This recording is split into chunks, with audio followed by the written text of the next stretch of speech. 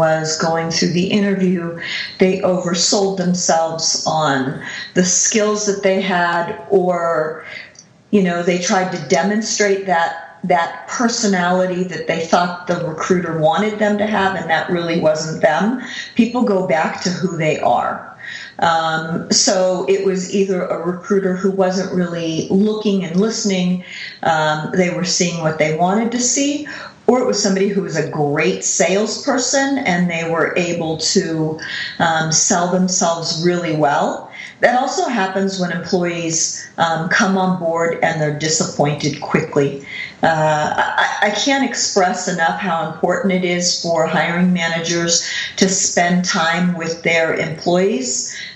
It's scary being new, and if you don't have somebody there to hold your hand and help you out, we've all been new in positions, and people who are successful are the ones who have had a coach, a mentor, somebody to guide them within the first 90 days until you feel like you're no longer in quicksand, and you can stand on your own 2 feet. So that's typically the 2 reasons why people aren't successful in their positions. And I think you're right. I think a lot of people are quick learners, especially because, when you get a new job or you enter a new position, that's kind of what's on your brain for quite a while, because it's something new to look forward to every day. So they become quick learners. And so I think you're right about, sort of having a mentor there to get them on board and, on par with the job a little bit quicker.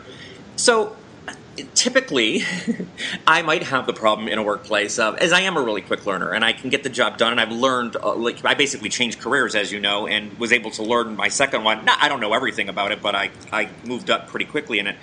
What about the person who's maybe considered the B word, but is really passionate instead? How do you sort of rein that person in and keep him or her from, making a big mistake? Oh, gosh. People want to be challenged at work. So it is kind of redirecting them. It depends on how long they've been there.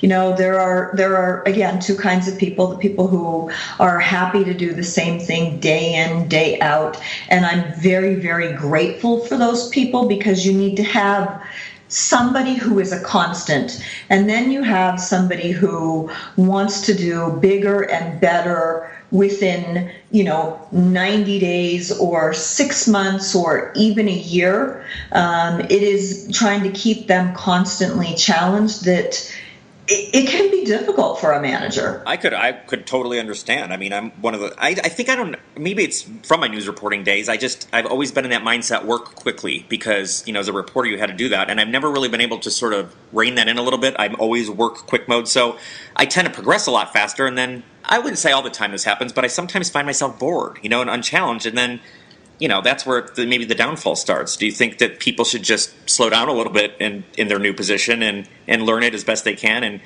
so they can have the longevity? Yeah, absolutely. You want to have the 100% confidence before you move on to the next thing.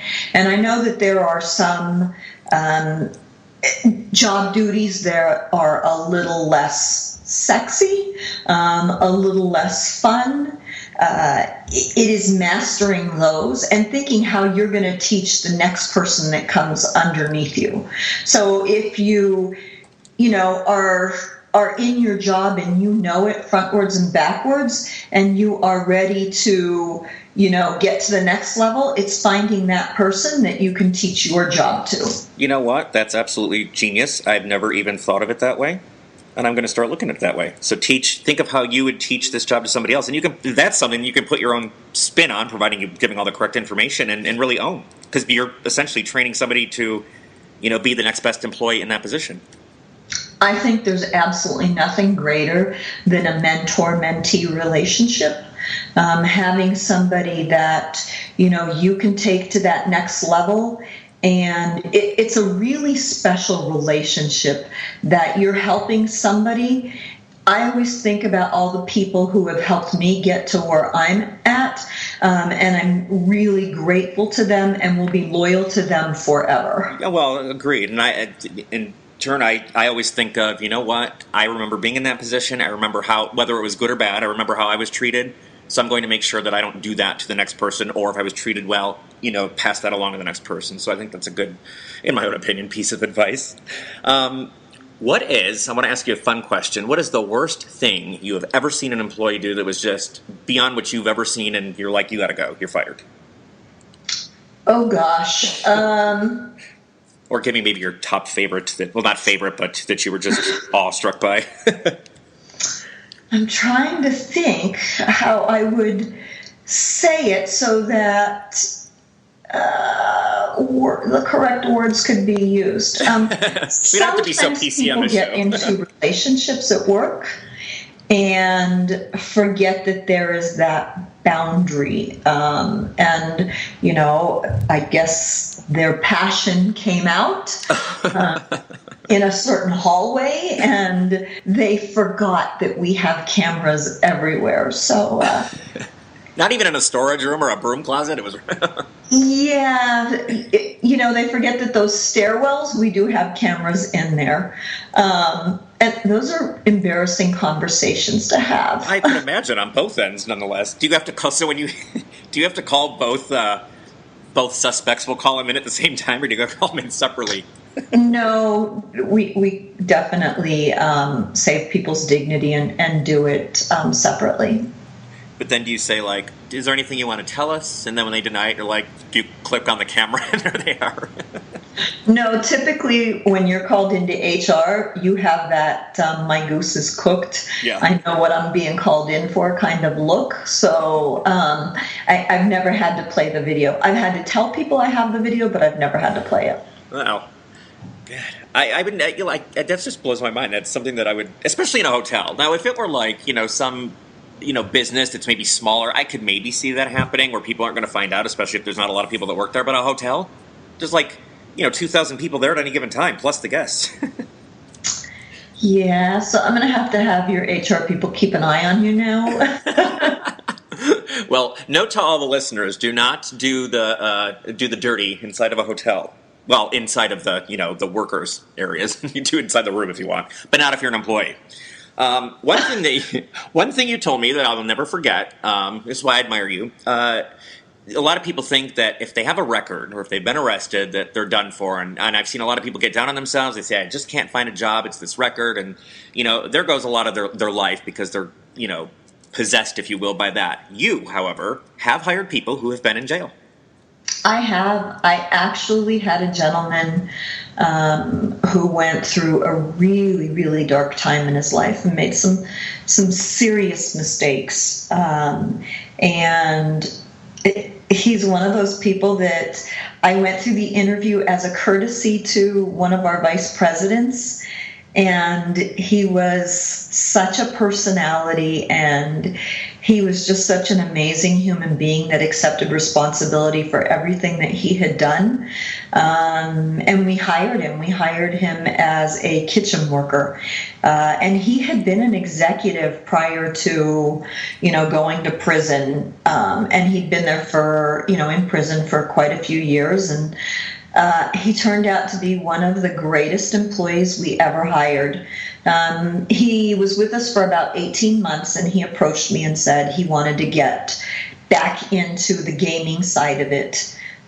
So I approached the Gaming Control Board and asked them if they would allow him to have his gaming card back, and said that I would be responsible for him if he did anything wrong. It was probably a year after when they said to me that I no longer had to be responsible for him. And to this day, he's still working as a dealer at the property I was at. And it's been probably 3 or 4 years. That's, to me, just an amazing story. I mean, because number one, without you, that guy probably still would have been at square one and then trying to figure out what he was going to do, and you gave him a chance. What was it specifically about him that you said you just had that feeling? First, he accepted responsibility for everything that he did. That's huge for somebody to say to you, it was 100% my fault. I made the wrong decisions. I did it all to myself. There's a lot of people these days, especially, who it's always somebody else's fault. Yep. Yes, they made a bad decision, but it was because of somebody else or because of the circumstances. He'd been dealt a really bad hand and admitted that he made the wrong choices. And I think that was probably the biggest factor, was that he went ahead and accepted responsibility, and I was willing to take a chance on him. It could have gone either way.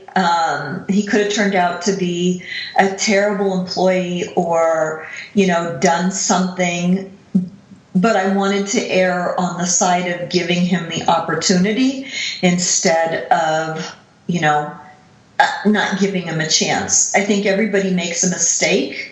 And his mistake had been years before. He paid his debt back.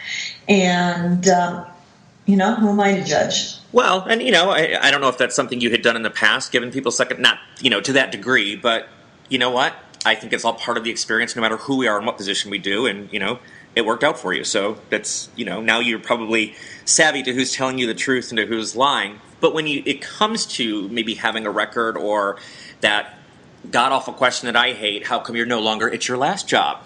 What do you answer? Because that could make or break the entire interview. If you tell them the truth, that could hurt you. If you don't tell them the truth, that could hurt you.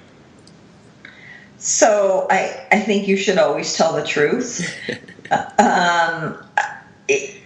It's going to come out. You know how small this town is. Yeah. Everybody knows everybody, and I think it's just always better to tell the truth.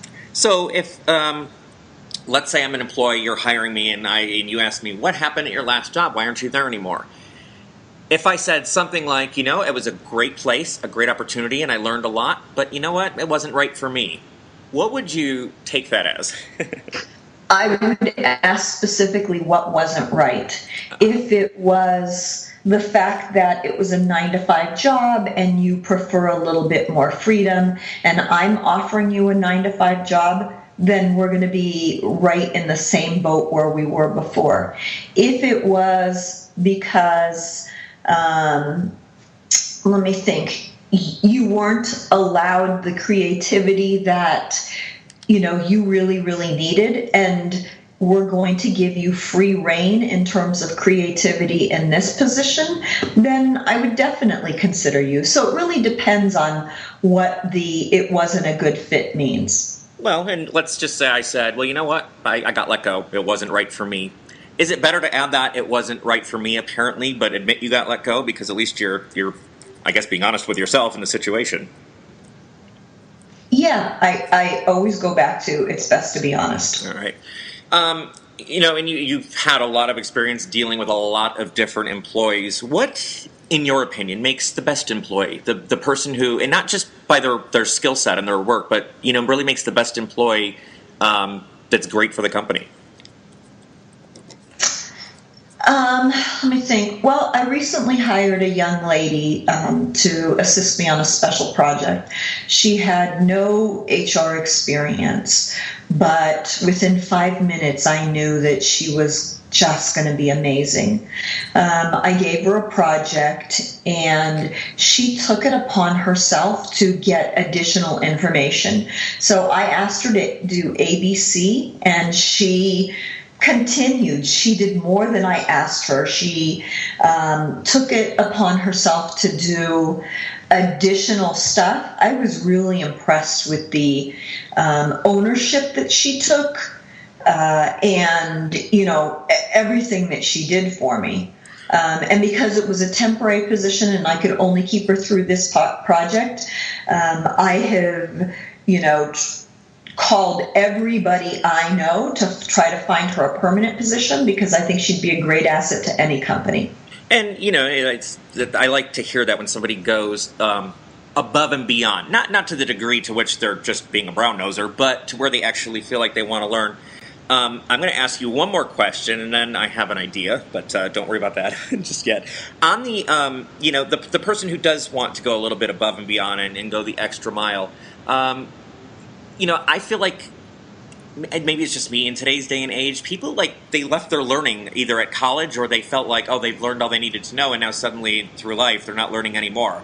I love learning. I think I love it now more than when I was in my 20s or in college. How important is it for people to really keep learning and stay on